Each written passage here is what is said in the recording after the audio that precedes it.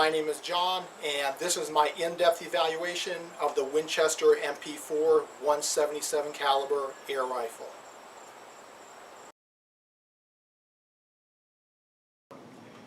While there's literally hundreds of military rifle replicas in the airsoft world, there's only a handful when it comes to air rifles, and the Winchester MP4 is one of those. This AR-15 replica is CO2 powered, semi-automatic, which means that until you empty the 8-round clip, it'll fire shots about as quick as you can pull the trigger.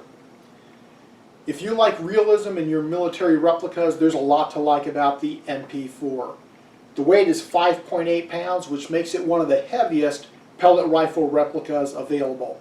And that weight is due in large part to a full metal receiver, which provides a very solid mounting platform for scopes, red dot sights, lasers, anything else you want to provide for optics on this particular gun. One thing that military buffs are really going to like is that parts that are just molded plastic on most of the other military pellet rifle replicas are fully functional on the MP4. Starting with the selector switch, which acts as the safety on this gun, clip release, and fully functional charging handle. About the only part on the receiver that's not fully functional is the bolt assist.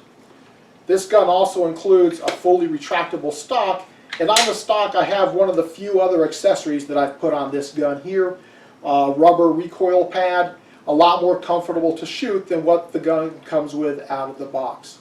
The other accessory is my Leapers UTG 3-9 power 32mm compact scope. This gun also has a full quad Picatinny rail forend that's just begging for tactical accessories. Next thing I'm going to be putting on mine is a bipod. The specifications on the Winchester MP4 will tell you that it has a 16-round magazine, which is perfectly true, but be aware that it's 8 rounds at either end of the magazine. And when you shoot the Winchester MP4, what you actually do is insert the magazine,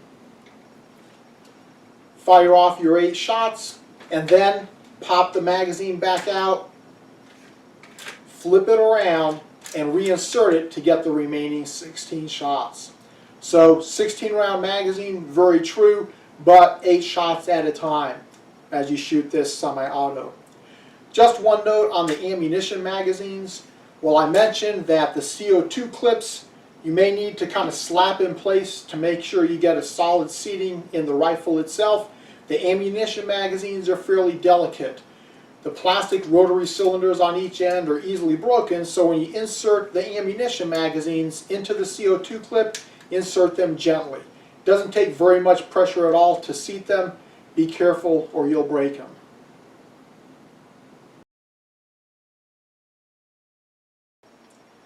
Now let's take a look at velocity in the Winchester MP4.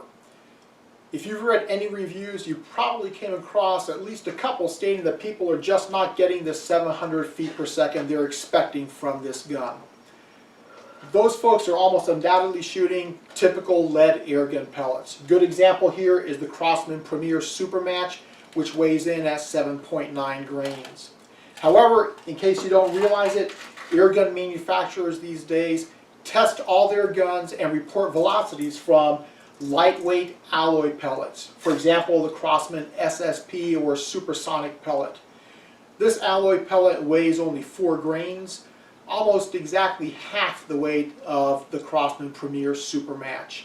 And the laws of inertia dictate that shot from the same power plant, the lighter pellet is going to give you significantly higher velocity. I did test the Winchester MP4 using my Shooting Crony Beta Master, and using the SSPs I did get velocities over 700 feet per second. In fact, my fastest shot was over 720 feet per second. So with the Winchester MP4, you can get velocities over 700 feet per second using off-the-shelf pellets, just like the box says. Now, I only use a lightweight alloy pellet like the Crosman SSP for maximum velocity testing in my air guns. A more important question is probably what kind of performance are you going to get with a more typical lead airgun pellet like the Crosman Premier Super Match. And this 177 caliber pellet weighs about 7.9 grains. Using my Shooting Crony Beta Master, I did a series of velocity tests on the Winchester MP4, starting with 2 fresh CO2 cartridges and tracking my velocity loss as I depleted those CO2 cylinders. With the Crosman Premiers, I found that I got a maximum velocity with fresh cartridges of about 510 feet per second. And as I continued to shoot, I found that I was losing about 11 feet per second every 10 shots. By the time I'd hit 80 shots, my velocity was about 420 feet per second. And at about the 80 shot mark, 400 foot per second mark, was where I began noticing a significant loss of accuracy while I was shooting this gun. So I would say that most shooters can expect at least 60 good shots, maybe closer to 80 good shots from the Winchester MP4 before needing to swap out CO2 cartridges depending on the ambient air temperature.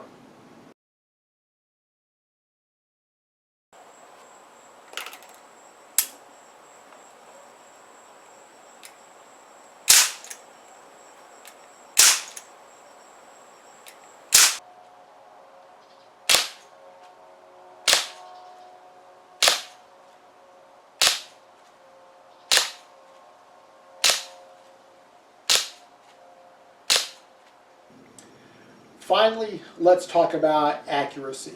I'll tell you right up front, the Winchester MP4 is not a tack driver. You can buy more accurate air rifles for half the price. And if you like military replicas and don't mind a pneumatic, the Crosman M4 177 is an excellent example. All of the pellets that I tested grouped pretty close to 1 inch, give or take a little. I did find that after about 500 shots, my groups started getting a little bit tighter. So apparently the barrel has a break-in period at about roughly the 500 shot marks, and when I retested some of my original pellets, I got a little bit tighter groups. In order to complete accuracy testing for the Winchester MP4, I shot a series of 10 shot groups at 10 yards. And for each of the pellets that you see here, I shot 3 groups, and I'll be reporting the smallest group of the trio that I got for each one. As I shot, the most typical pattern was a wide scattering of the pellets within the individual group size. Here you only see 1 flyer, but typically the pellets tended to be scattered around. In some groups that I got, not a single pellet went through the same hole another pellet had made. Very scattered. That being said, I didn't get any groups over 1.5 inches. So despite the scattering, they were still grouping generally at least 1.5 inches or better. As we start looking at the individual pellets, the JSB Match Diablo Lightweight was my worst performer. In 3 groups, I just couldn't get this pellet under 1 inch. It shot just a little over 1 inch groups. I had a number of pellets that shot 1 inch or a little bit smaller, somewhere between 1 inch and 3/4 of an inch, including the Crosman Premier Hollow Point, the Game Mode Tomahawk, the H&N Sport Finale Match Pistol, and curiously enough, the standard match pistol beat out the Finale, even though the Finale is a higher grade pellet. The Winchester Dial-A-Pellet Trio, which includes the hollow point, round nose, and pointed. And finally, the RWS Diablo Basic. All of these pellets that I just mentioned grouped smaller than 1 inch, but couldn't quite break the 3/4 inch mark in group size. There was a larger number of pellets that grouped somewhere between 3/4 of an inch and 1/2 inch, but couldn't break the 1/2 inch mark. The Crosman Competition Wad Cutter, the Crosman Premier Super Match, which I mentioned during the velocity testing, the RWS Hobby, which was actually one of the little bit better performers in this category, approaching the 1/2 inch mark, the H&N Match Pistol, which I mentioned beat out the Finale, it was a little bit more accurate, and the Crosman Destroyer and the Destroyer EX. Both of them were a little bit better performers, approaching the 1/2 inch mark, but not quite breaking it.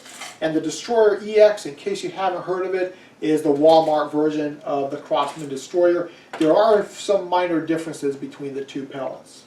And finally, the JSB Falcon also fell in that 3/4 inch to 1/2 inch group size.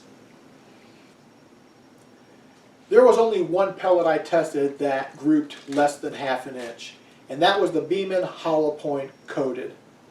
This is literally the cheapest pellet that I tested in the Winchester MP4, and I saved this pellet for last for that reason. I was very surprised. At the 11th hour, I finally found something that my rifle liked enough to group under 1/2 inch. And out of the 3 groups that I shot, 2 of them were well under the 1/2 inch mark. One of them was a little over 1/2 inch. Compared to the rest of these pellets, the Beeman hollow point coated extends my shooting range for a 1-inch target to about 20 yards or so. So if you're trying to hit a 1-inch target, like these tiny little silhouette spinners, the Beeman hollow coat will be able to do that up to about 20 yards or so. For a 1-inch target, give or take, the rest of these pellets are going to drop you back down to about 15 yards or 10 yards to where you can consistently hit a 1-inch circle. In case you're curious, I did all of my bench rest shooting with an MTM K-Zone bench rest. It's very similar to their popular Predator shooting rest, but has a removable pistol rest in order to accommodate extended magazine guns like the Winchester MP4 and other military arms. Just one minor maintenance note. Winchester recommends that you not store the gun with the bolt cocked. So when you're done shooting with the day and have removed the CO2 cartridges, pull the trigger while you're pointing your gun in the safe direction one more time and release that bolt for storage.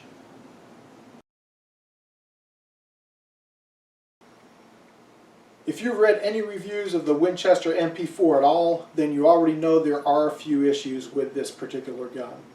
The first and the easiest to fix is a loose barrel, and apparently a number of these units are leaving the factory with the barrel not screwed tightly into the receiver. Thankfully, this particular issue is the easiest to fix. What you need to do is simply remove the 6 screws holding the quad Picatinny rail in place, screw the barrel back tightly into the receiver, and then put the quad Picatinny rail back on.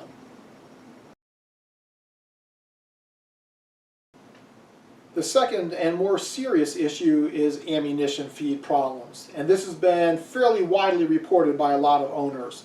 Problems include pellets not firing, the gun jamming, and pellets being left in the magazine when they're done shooting, obviously being skipped in the firing cycle. In order to try to determine what was causing these ammunition feed problems, I did extensive testing with a variety of different ammunition magazines and different CO2 clips in my Winchester MP4. I had no trouble whatsoever with the ammunition magazines. The 9 different ammunition magazines that I tested performed flawlessly. The issue is not here. However, when I started testing different CO2 clips, one of the replacement CO2 clips that I ordered from Daisy was bad. And apparently either the CO2 clip itself is not seating correctly in the receiver, or when you insert an ammunition magazine into the CO2 clip, that ammunition magazine is not seating correctly within the clip itself. Either one of those will cause this rotary cylinder on the end of the clip not to line up with the barrel, which is going to cause jams, misfires, and leftover pellets in your ammunition magazine when you thought you'd shot them all. Another fact indicating that the ammo feed problem in the MP4 is being caused by the CO2 cylinders is the fact that the ammunition magazines are the identical ammo mags used by the Winchester M14. In the Winchester M14, there have been no reported ammo feed problems. If you take a look at a Winchester M14 CO2 clip, you see that the ammunition magazine slides through a slot in the clip, but is not actually being held by the clip itself. The ammunition magazine in the M14 clicks directly into the receiver, no ammo feed problems at all. The issue with the MP4 is that the ammunition magazine, again, clicks into the CO2 clip itself, which then clicks into the receiver. And something about a misalignment with the CO2 clip or the ammunition magazine inside the CO2 clip appears to be causing the ammo feed problems. Again, the good news for you, if you're having this problem with your gun, is that buying a replacement CO2 clip from Daisy may alleviate that problem. If you order from Daisy, be aware that it's part number 79 on the Winchester MP4 exploded parts diagram, and it's actually referred to as the puncture unit, although you will not see that in the owner's manual. In my rifle, I was only experiencing minor ammo feed problems. No jams, except when I tested the bad CO2 clip, but what I was getting was an occasional misfire, where I'd pull the trigger and I could tell that a pellet had not fired, or when I was done shooting and ejected my ammunition magazine, there was still a pellet left in the magazine that should have been fired and was obviously skipped in the firing cycle. When I contacted Daisy customer service to order replacement CO2 clips that I did all my testing with, they suggested there were a couple of things that shooters can do to minimize the possibility of misfires in their gun. First of all, use tight-fitting pellets that will not slide back and forth in that rotary drum at either end of your ammunition magazine. If the pellet slides a little bit forward or a little bit backwards and is sticking out as that rotary drum tries to turn, that's obviously going to cause a jam. Daisy's second recommendation was to slow down my shooting, allowing 3 to 5 seconds between shots to let the CO2 cylinders recover slightly. However, this takes away a lot of the fun of owning a semi-auto, especially if you enjoy firing off 8 shots just as quick as you can pull the trigger. However, when I did slow my shooting down this much, it pretty much completely eliminated the ammo feed problems that I was having. Shooting at this pace, I no longer had a single misfired pellet and no leftover pellets in my ammunition magazines. There's one more thing that you can do to minimize the possibility of misfires that I discovered during my testing, and that's to have nice, even, steady trigger pulls. During my testing, there were a couple of times when I started to pull the trigger, ran out of air before I was completely lined up on my target, and let go of the trigger before trying again. And both those times that happened, I ended up with a skipped pellet in my ammunition magazine. When I was done shooting, I ejected the CO2 clip and looked inside the ammunition magazine cavity and tried pulling the trigger. Sure enough, pulling the trigger cycles the ammunition magazine. If you start a partial trigger pull, it's possible that you can cycle that rotary drum, skip a pellet in the firing cycle, and have a pellet left over in the magazine when you're done shooting. So by making sure that you're shooting tight pellets, allowing a few seconds between shots, and making sure that you're having nice, steady, even trigger pulls, unless you're having a problem with your CO2 clip, that should minimize the number of misfires that you're experiencing in your Winchester MP4. In conclusion, the Winchester MP4 is a super fun military replica rifle, ideal for reconnoitering the backyard and looking like a well-armed commando while doing it.